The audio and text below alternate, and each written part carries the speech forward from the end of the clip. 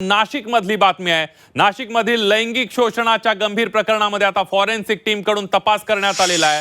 आरोपी व्यावसायिक रवींद्र एरंडे याच्या कार्यालयावर झाडाझडती सुरू असून पोलीस आणि फॉरेन्सिक अधिकारी मिळून महत्त्वाचे तांत्रिक पुरावे गोळा करतायत। विशेष म्हणजे याच ऑफिस मधल्या कॉम्प्युटरमध्ये महिलांच्या शोषणाचे व्हिडिओ सापडल्याची माहिती समोर येते आणि त्यामुळे या प्रकरणाची व्याप्ती आणखी वाढण्याची शक्यता आहे। पुढे अजून कोणते धक्कादायक खुलासे होतात याकडे सगळ्यांचं लक्ष लागलेलं आहे।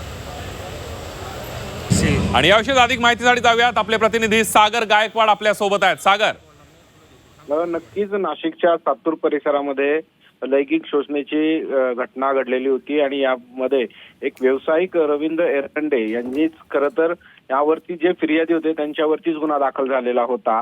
यामध्ये आता या रवींद्र एरंडे आहेत त्याच्या कार्यालयाची पोलिसांनी झाडाझडती घेतली आहे। त्यात फॉरेन्सिक टीम देखील यावेळी दाखल झालेली होती। यात ज्याने ह्या कृत्य करण्यासाठी ज्या ज्या वस्तू वापरलेल्या होत्या त्यांचे सगळी झाडाझडती घेत गोष्टी सगळ्या ताब्यात घेतलेल्या आहेत। स्थानिक पोलिसांनी आणि फॉरेन्सिकच्या टीमने हे सगळे पुरावे आता गोळा केलेले आहेत आणि याचा आता तपास पोलीस करणार आहेत। याच कार्यालयामध्ये कॉम्प्युटरमध्ये महिलांचे लैंगिक शोषणाचे व्हिडिओ समोर आलेले होते।